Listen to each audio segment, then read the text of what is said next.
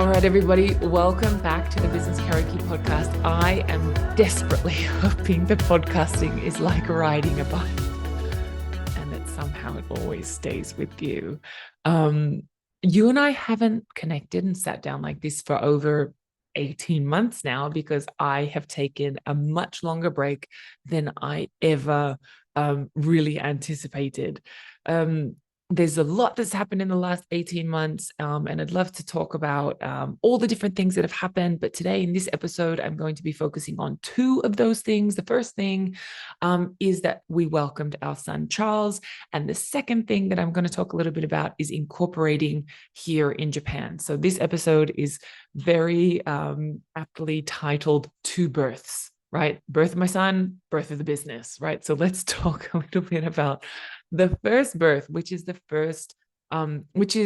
birth of our son Charles. So we welcomed Charles back in August 2022. And, everything that they say, it changes your life. This is a love you've never known, all those kind of things. Yes, yes, yes. I sign off to all of them. They're 100% true. They're absolutely true.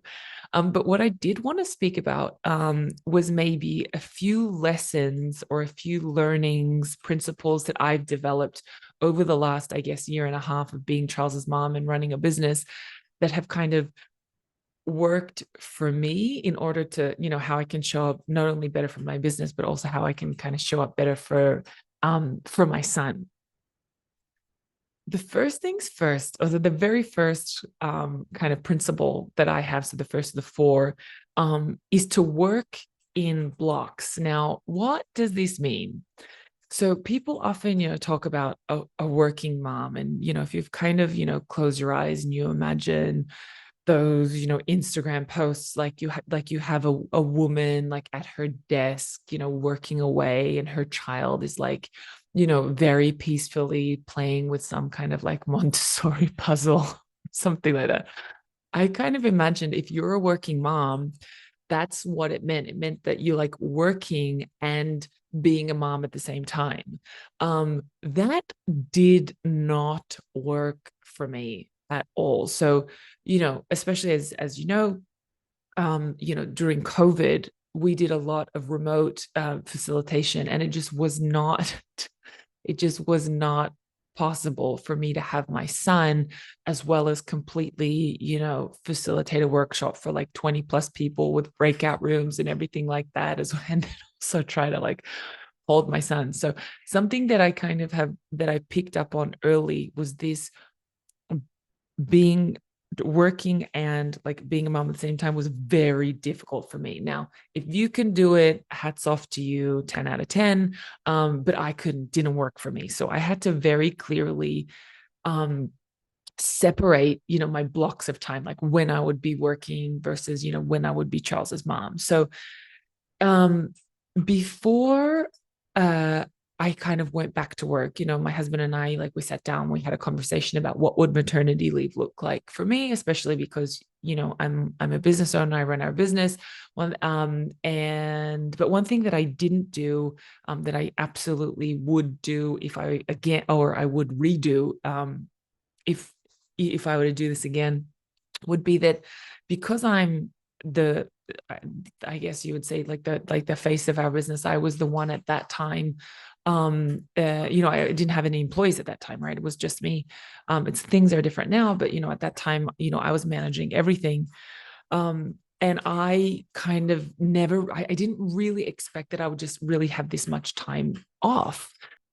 Okay, so I'm going to go through and talk to you about these four principles that I have that work for me. Now, again, everybody is different. For every how different every person is. Every business is different. Every person is different. So these principles might not necessarily work for you, but my hope is that I will just share what worked for me, and maybe you can adjust them in a way, and that you can find something that might work for you and your family, right? That's really key.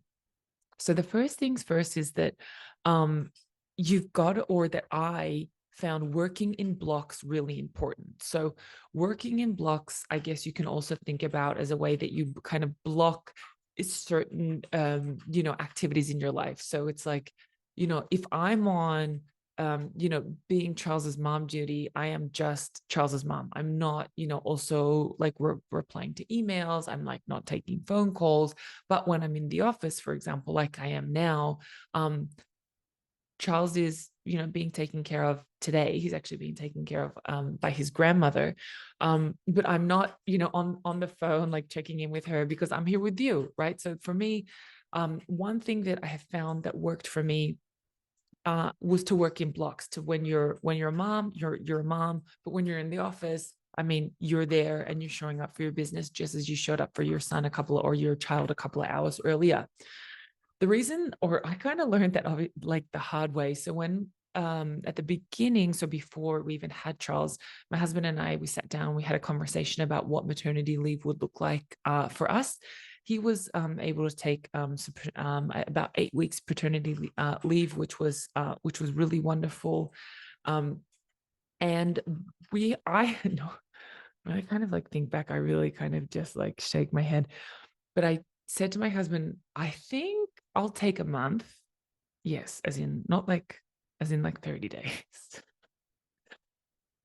And I'll see how it right. Um, and I had a workshop planned a month after Charles was born. I don't even think it was like a full month. I think it was like 29 days, something like that. Now, one thing I totally didn't, or just like didn't factor in, was even something like breastfeeding. And for example, if I was running, and I was at this stage, I was running a 4-hour online workshop that was in 2 blocks, a break, and then 2 blocks of an hour again. Um, and so obviously, like during that time, and like newborns is still being so young, they're constantly feeding, right?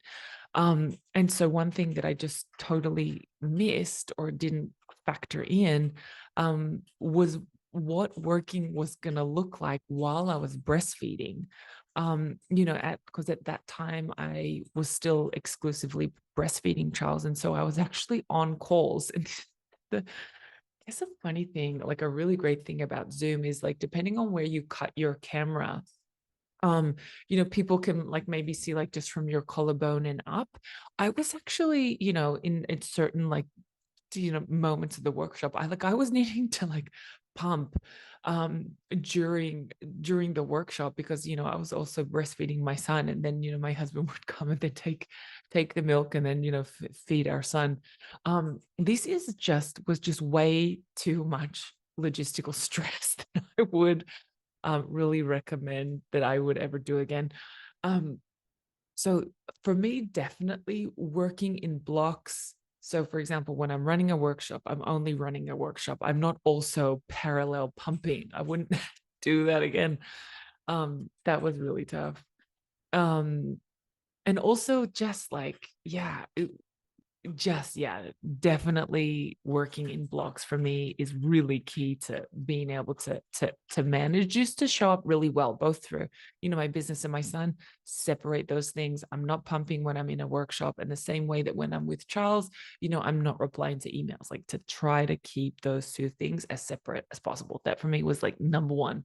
Working in blocks. Number two, um this isn't, I guess, really like a parenting thing as much, but I might be something for people that, let's say you're the one taking maternity leave, or let's say that you're the one doing like the main caretaking of the child. This next rule was my 1% rule. Now, I know there's lots of 1% rules, but I'll tell you my 1% rule.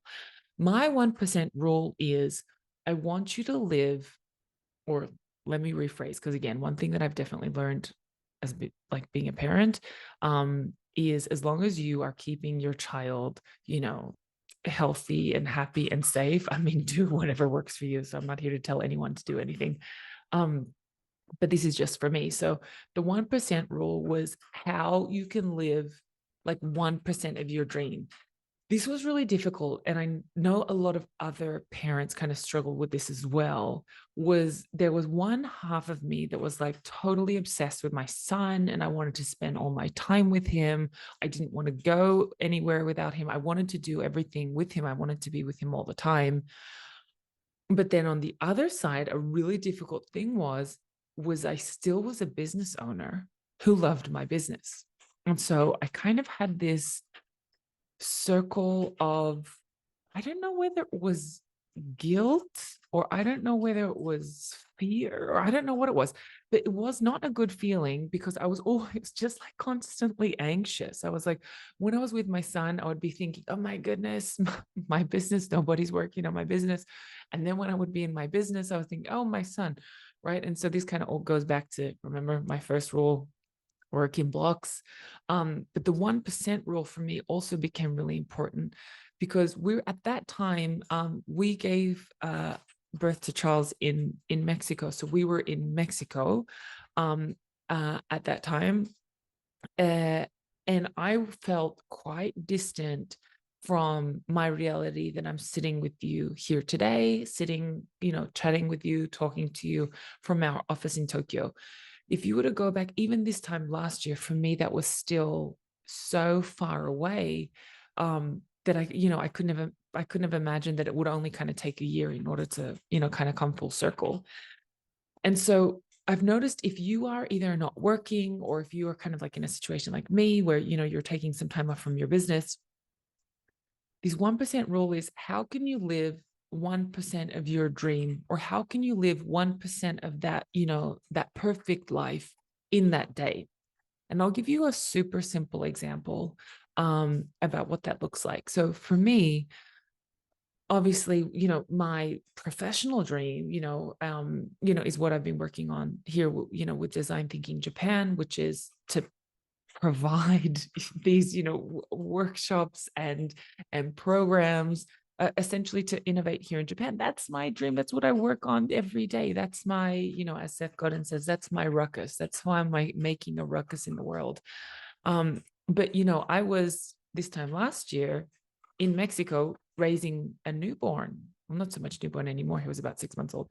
But still, and I think that businesswoman in Japan, like where is she? She's not here. She's who am I now? I'm this woman breastfeeding her son in Mexico. Does this woman have a business in Japan? Doesn't look like it, but I did.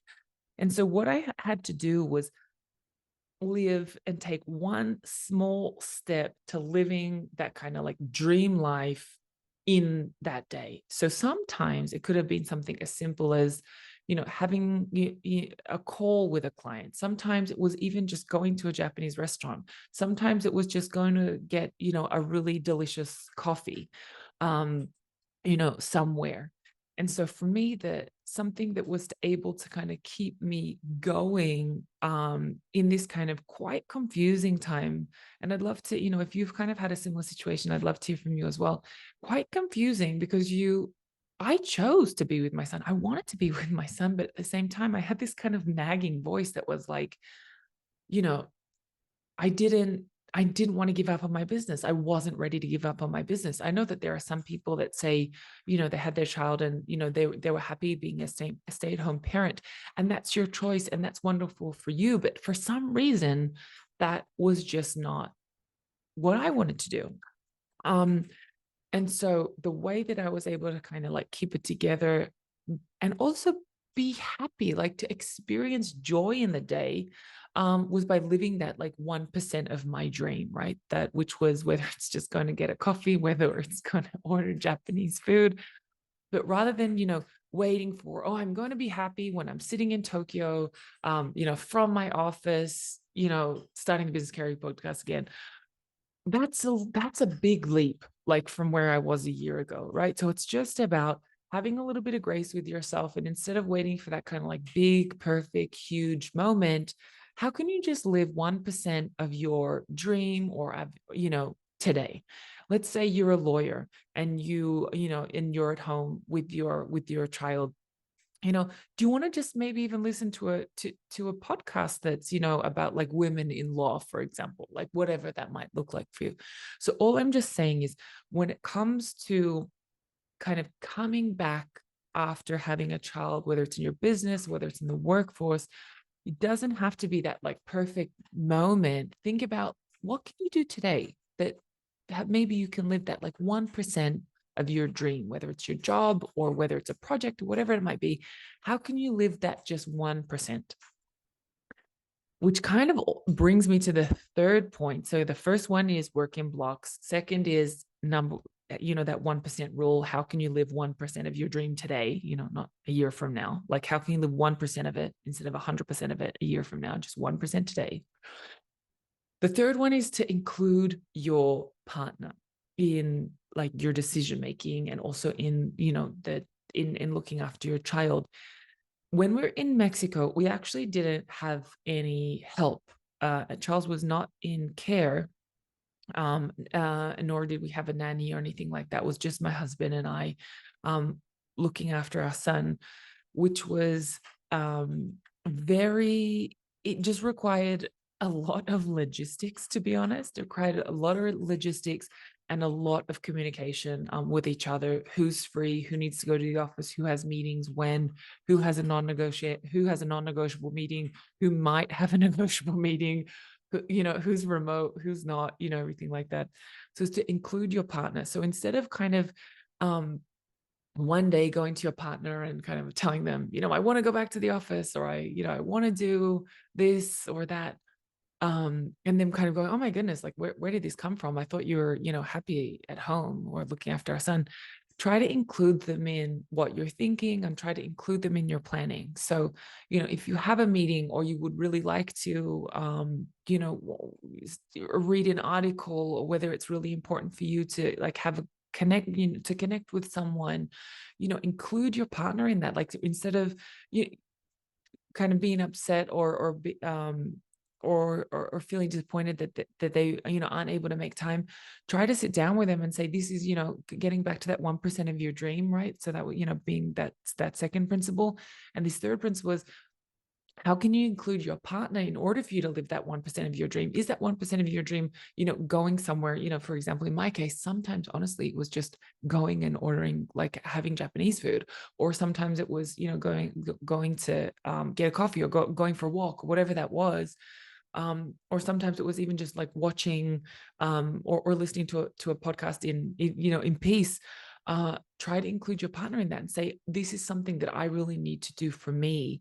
How can you help me do that? Right. And then you together can kind of find time, rather than kind of planning everything in your head, and then maybe it not coming out like perfectly, or your partner not being available for whatever reason. Sit down together and try to find out how you can live 1% of your dream, also how they can live whatever their dream is. But also when it comes to looking after your son. So for example, in our case, when specifically when it was about Charles, I really had to sit down with my husband and say, when would I be working? Because as much as being a remote facilitator was amazing during pregnancy, because it was super great. I was able to go to the toilet whenever I needed to. I was able to eat as many snacks as I needed to. I wasn't on my feet all day. I was 9 months pregnant, and, very comfortable sitting down for my computer. So during pregnancy, it was really quite easy to be able to manage that. But when Charles was born, I I'm totally unavailable for the time that I am facilitating, because I have to be with groups. I'm sending them in and out of breakout rooms. I'm the one leading the session. It is just, I know some people are kind of like able to have their child maybe in like attend a meeting, or something like that. Particularly for me, I'm usually an external facilitator. I'm usually a consultant. And so because of that, there's like a unsaid almost level of, professionalism there, that like, please don't show up with your child.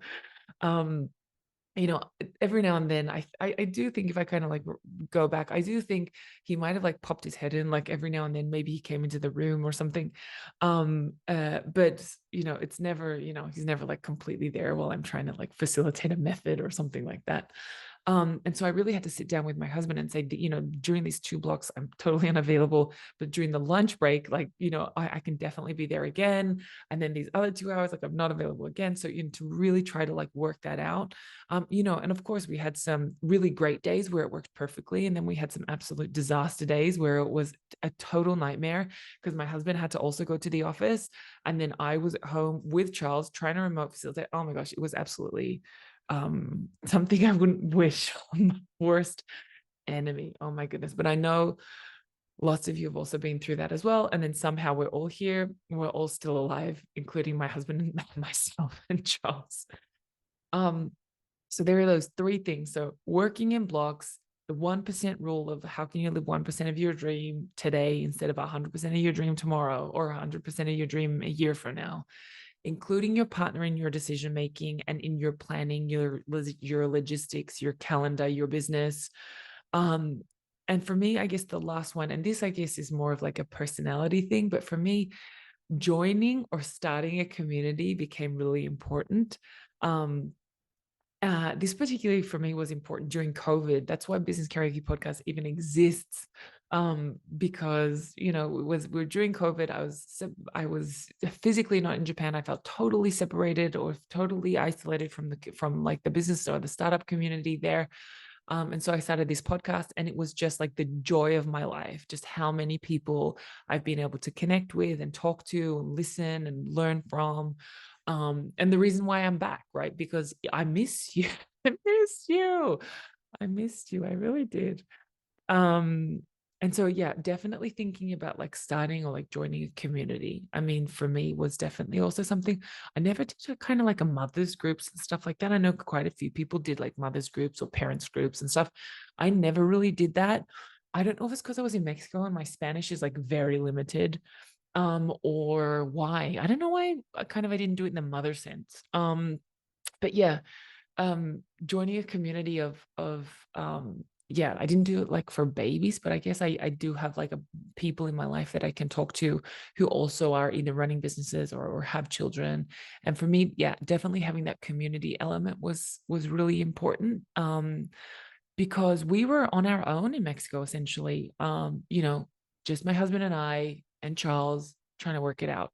Now, this was quite difficult, especially because my Spanish isn't. So if you kind of go through like a friend of mine calls it his hierarchy of languages. So if you think about my hierarchy of languages. So I'm Australian, which means obviously I speak English natively. People would question that, but we do. It's English.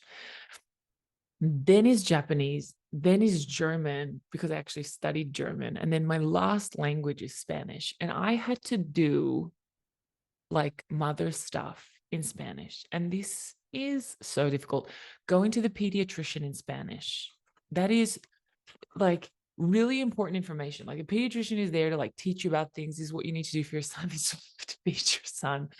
And I'm there. Obviously, my husband was there. He was like translating, but at the same time, like, you're in this like newborn mother cloud, and then you're trying to like listen in Spanish, which is like your fourth language.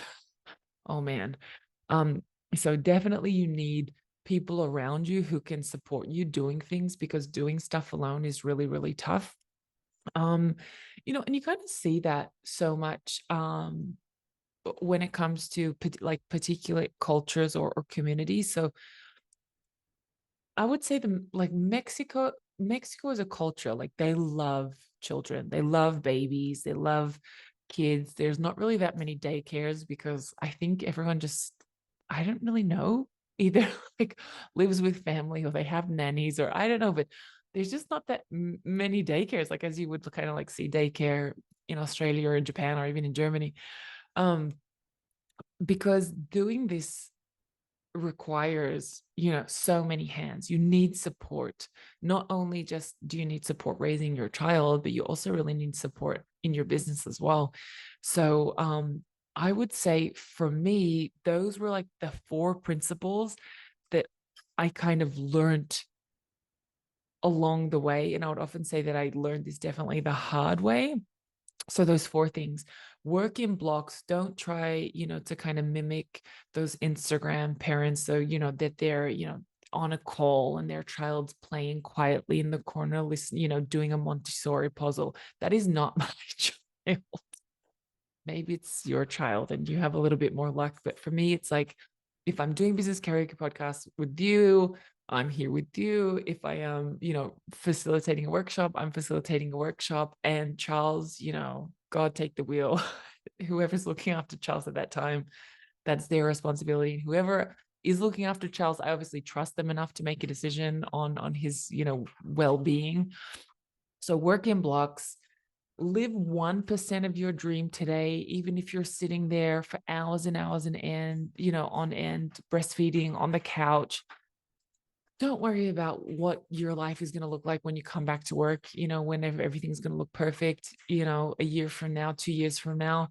How can you live just like 1% of, that dream today? How can you live 1% of your dream, even just breastfeeding on the couch? There are ways, whether it's watching a movie, whether it's listening to a podcast, whether it's could be anything, but just find a way that connects you to 1% of that dream rather than waiting for it to be 100% a year from now. Make sure you include your partner in your decision making. So I had to make sure that when I would be planning, whether it was my podcast or whether it was the running workshops, to really make sure that I very early on brought my partner in or brought my husband in, speaking about, okay, when would you be available to look after Charles? I need to, be here by this time and things like that. So a lot of logistics, and there's nothing worse than getting like a logistics bomb, dropped on you. Like, this is what I need. I need you to be here at 3 o'clock on Thursday. And people like, oh my God, I had no idea because I have this other thing.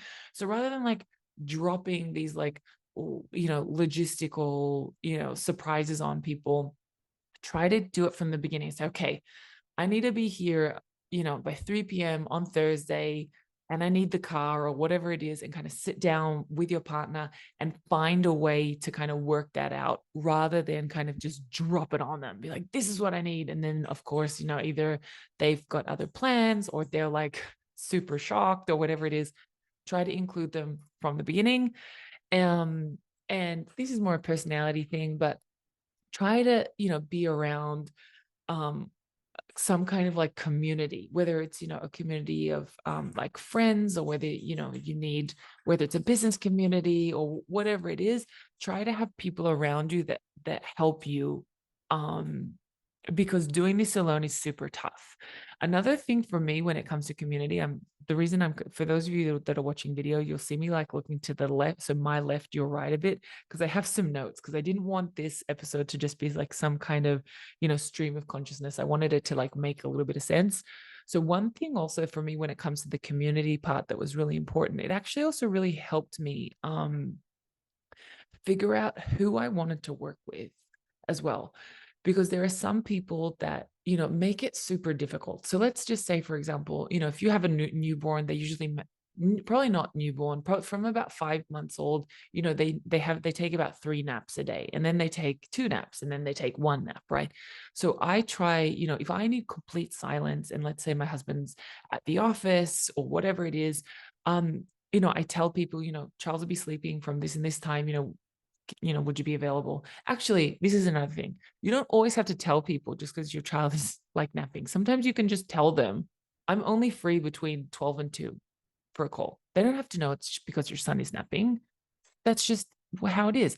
I think this is, sometimes, like, I've never had, other people email me saying, oh, I can only take that time because, my son is napping. So I don't have to do that either. That was another learning.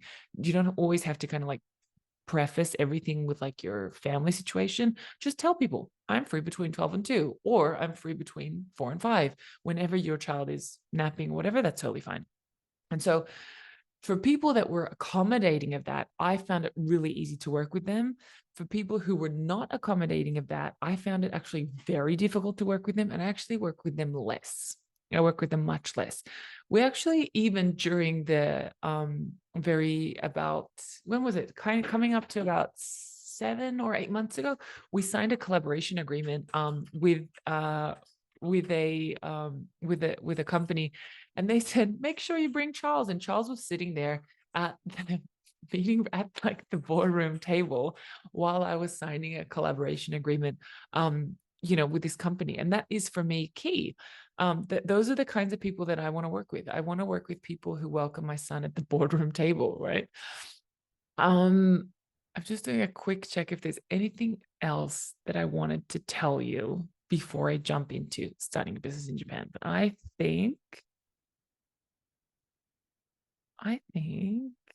yes, I think we should just finish this particular part of the episode with I don't claim to have all the answers. I think nobody has all the answers, but I do think that we can continue having intelligent, respectful, open conversations around what it means to have a child and what it means to have a child in another country, like in a foreign country when you don't speak the language, which for me was like another layer of complexity when it came to having child.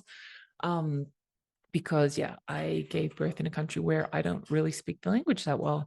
And so if you think about it, like it's the most like primal human experience that you can really go through. And I went through it in like a foreign environment, with just not understanding so much. And that was, yeah, a very humbling experience. I would say that's for sure. So keep those four things in mind. Maybe they might help you too. Um, and now, yes, now we can jump over. I think that's maybe enough on the welcoming our son part. Now, let me tell you a little bit about how we ended up back in Japan.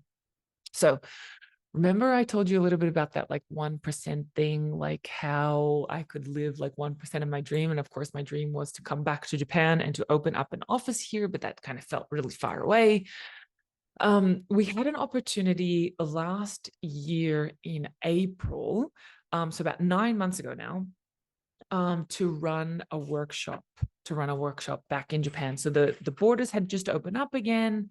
And it was, and we had Charles, and we had gotten him his two passports, which was can I just say, applying for your child's passports, dual citizenship, and all the rest of it is like a whole nother podcast, a whole nother time.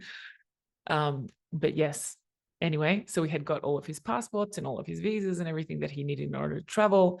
And we went back to Japan April 2023. Now, this was really a really special trip because we hadn't been back to Japan since December of 2019, right before COVID hit.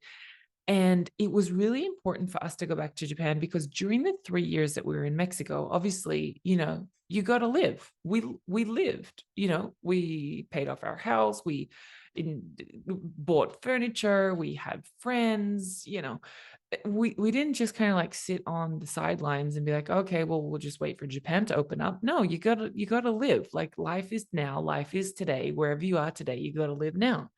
That's what we did when we were in Mexico. But at the same time, I was kind of always like a little bit sad because I was like, is the Japan train dying? Are we just going to give up? But I never really wanted to give up. No, I never really wanted to give up. I never, ever, ever wanted to give up. So I just said to my husband, look, we have this opportunity in April. Let's go check it out and see how we feel. Let's just kind of use it like, the human-centered designers that we are. Let's go and just information gather. Let's go day together, see if we like it. We came back in April and we literally landed at Haneda. And for those of you that know, Haneda Airport has a smell, or maybe for me, it just has a smell, but there's a smell in Haneda Airport that I'm like, I am home. I love it. Okay, like that whole like tadaima thing. I'm back. This is how I felt. But of course, I needed like big buy-in from my husband, right? He needed to feel it as well. But I would say within a day or two of being back, I just knew this was it. I felt really, really good about it. And once I saw my husband like go to the 7-Eleven and buy an onigiri, I saw in his eyes as well. He also felt like, yeah, we can do this again.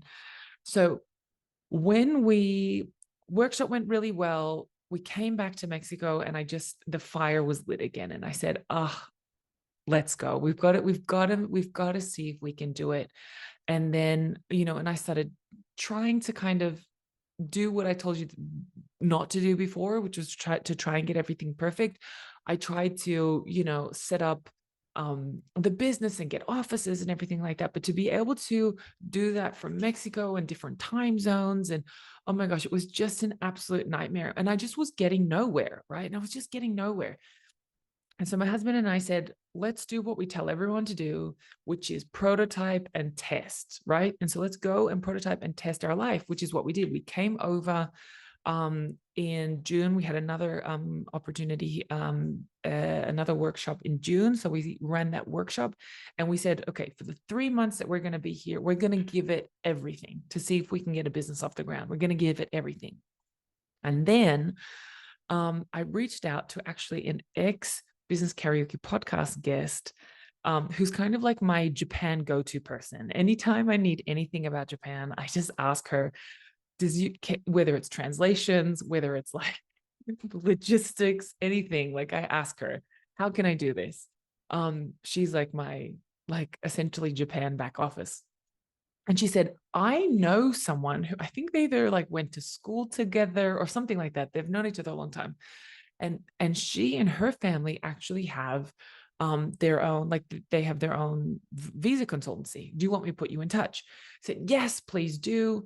She put me in touch with this family. So her father is an ex-public service officer. So he worked his whole life in public service.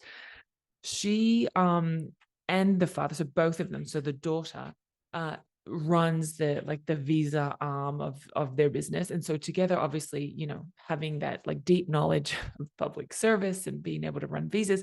And I told her the situation. I said, look, this is what we do. I'm totally sold on that there is an opportunity for design thinking in Japan. I just need to be able to get the business off the ground paperwork wise. And she said, yes, let's do it. Every time that I had spoken to a visa consultant up until then, because this is also very like a little bit unique about our situation. I'm a foreigner and my husband is a foreigner. If you are a foreigner and your partner is a Japanese, it is not that difficult to start a business. Obviously, there's still like a few logistical stuff, but the very key thing for us was that we had to not only start a business, but we had to use that business to then sponsor our own visas, right? And then that was the whole big thing. And so when I had spoken to visa consultants up until that point, they would always say things like, yes, just fill out this form and then get back to me. And I'm like, I don't want to fill out any forms. Can't you fill out the forms for me? Isn't that why I pay you? Can you please do it? And so anyway, when I finally sat down like with this family, they said, yes, give us this information and we'll fill out the forms. And I just finally was like, oh my God, these are my people finally taking away these horrible like admin stuff, like, because it's just not my thing. I'm not a great admin person. And so she essentially said, this is what we need. We need an office. Now, the office is interesting because you cannot have a co-working space. You cannot have like a shared office. It has to be like a physical, like four wall space, which is why you will see this office is four walls, all hours, no shared office, no co-working, no nothing. That was like very special about our situation. We had to have our own dedicated office. Another thing that I thought was quite funny that you needed was that you also then need like a landline. Now in Japan, I have come, and it's kind of like very similar to like being a parent. You have to choose your battles. There are some days where Charles does not want me to like put gel in his hair. And I say, if this has nothing to do with your safety or your hygiene, okay, I can let it go. Right. And in Japan, there are some battles that you've got to pick and some that you just got to lay down to. The fact that we need a landline, I was like, this is mental that we need an actual landline. But it is what it is. So I decided this is going on my do not pick this battle bucket. And so I did not pick the battle of the landline. So we have a landline. So if any of you are interested in calling us on our landline, let me know. I can give you our landline number. The other thing that you need is you need about, let me just do a quick conversion, but you need 5 million yen in investment, right? You need 5 million yen in investment, which currently at the moment is about 33,000 or 33,500 US dollars. And in euros, it's about 31,000 euros. In an Australian dollars, it's about 51,000 Australian dollars. So you need that so you need that to open or as investment capital. Now, this isn't, for example, that's what it takes to like buy a bees or anything like that. This is money that you obviously can then use to do things like pay your rent and things like that. So it's not in other situations where it's kind of like the cost of a visa type thing. It's literally just you need 50K available to you. And to be honest, it's not a bad thing because there are, certain startup costs, right? You need to be able to like furnish your office. You need to be able to pay for the office. And, usually these contracts are about 2 years. So it's definitely a good thing.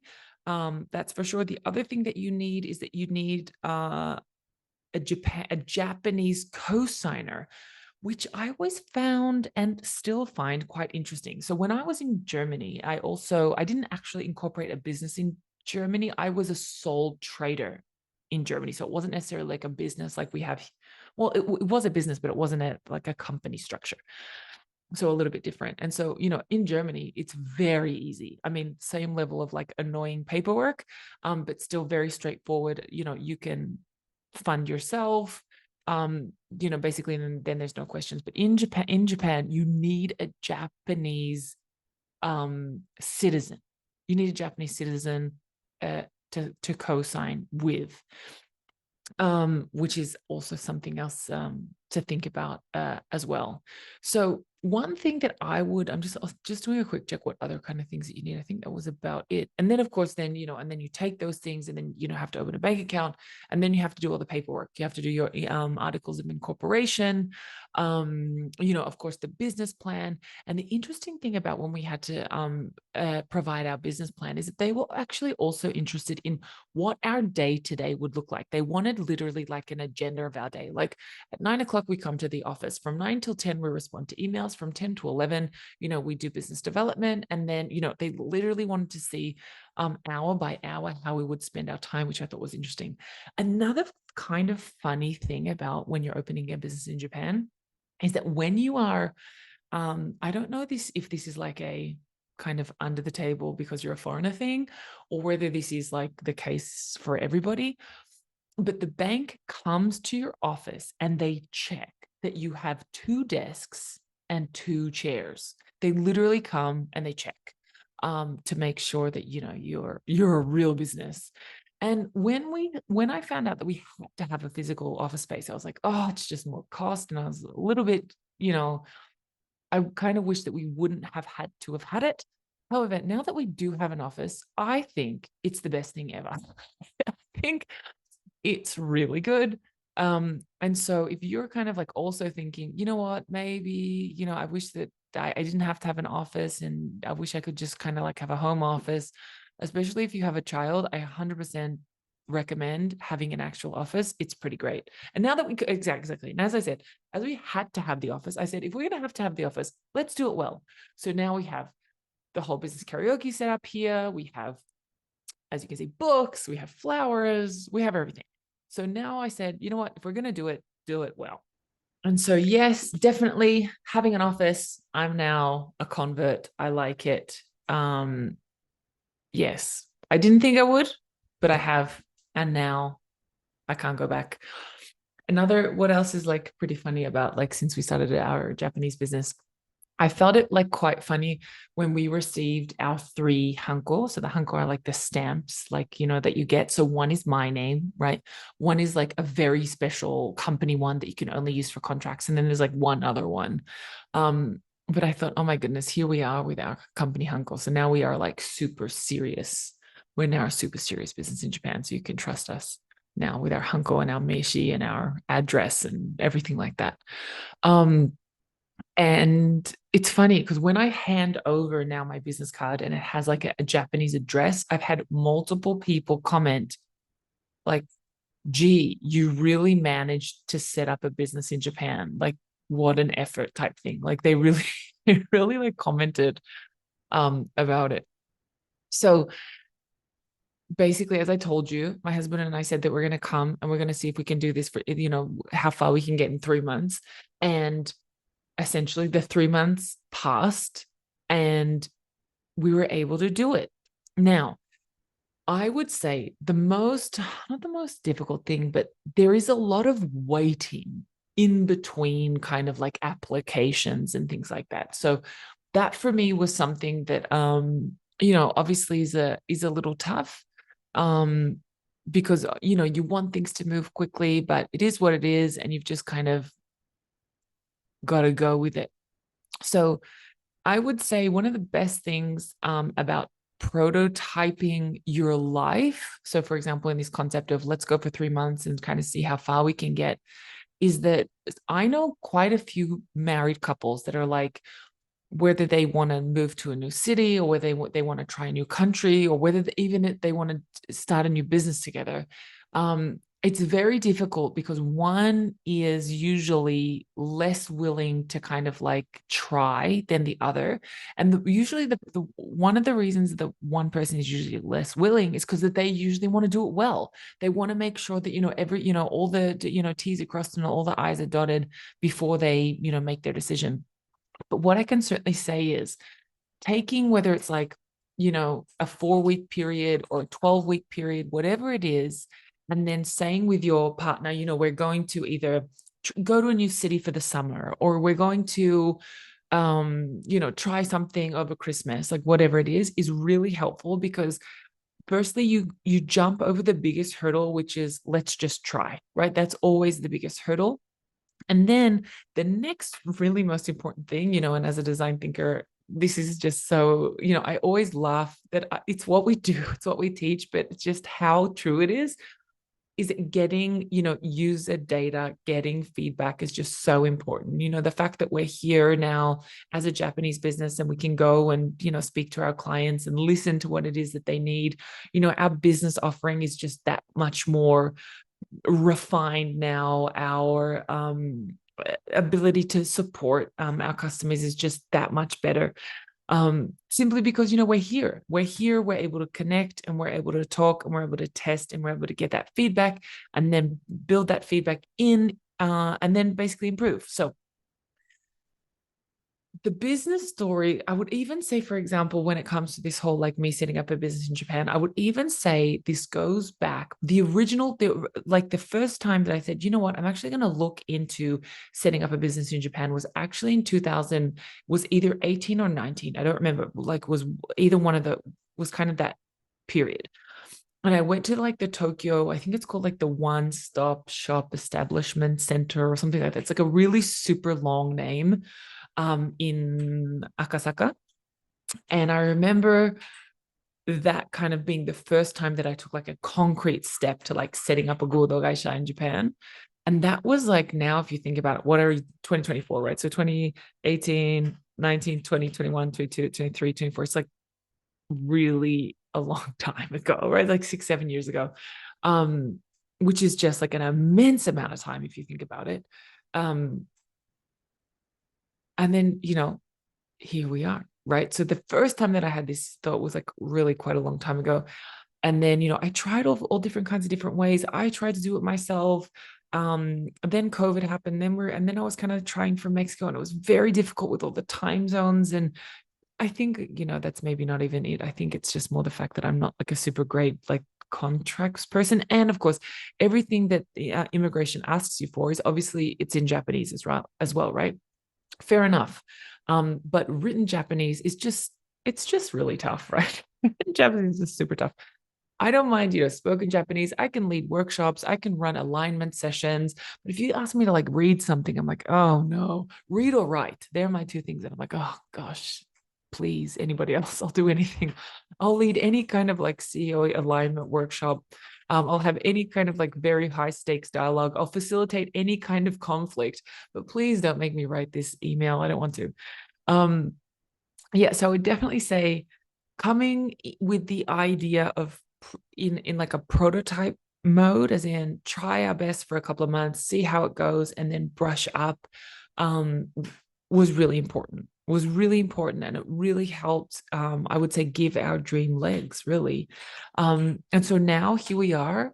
We incorporated last year, so 2023 in October, as a fully, Godo Gaisha Design Shiko Nihon. That's our registered name. But you obviously go under Design Thinking Japan. That's our, regular, marketed name. And here we are. And we are very happy in our office here in Meguro.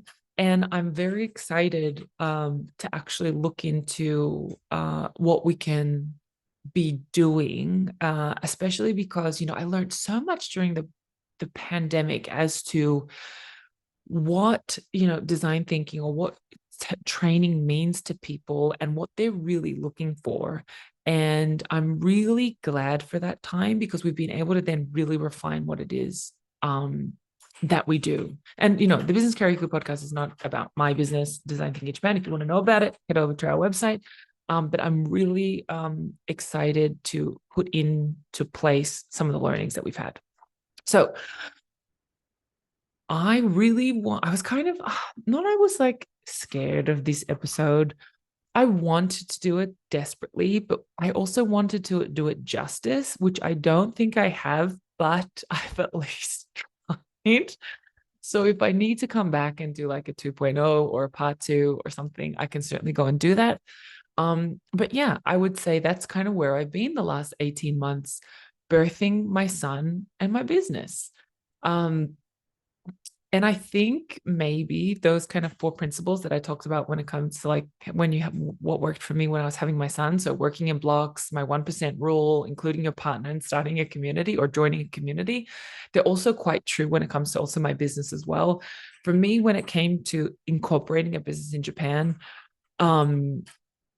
just get help. I don't know how else to say it. For me, it was all about getting help, someone on the ground who knew who knew their way around things. Like, I'll tell you a funny story. So because our situation is a little, different. I'm a foreigner, my husband's a foreigner, obviously so is our son, and we're using our own business to sponsor our visas. Like, our situation is quite uncommon in like the Japanese Nyukan system, so the Japanese immigration system. There's actually a lot that hasn't really been defined or set. And so my immigration lawyer she's a real like fighter type person. She's a firecracker of a personality. And because of that, she's like that all the time. So when she would go to immigration and they'll say, "Nah, muri desu, muzukashi desu," which means basically, you can't do it. She would say, "Why? Why can't we do this?" And they would say things like, "No, in order to get this, she has to fly back to Australia and get this notarized by whatever." And then, Ritsuko would say, "But where on the website does it say this? That's not written anywhere. It's no rule. I'm happy to do it. Show me the manual. Show me the rule book."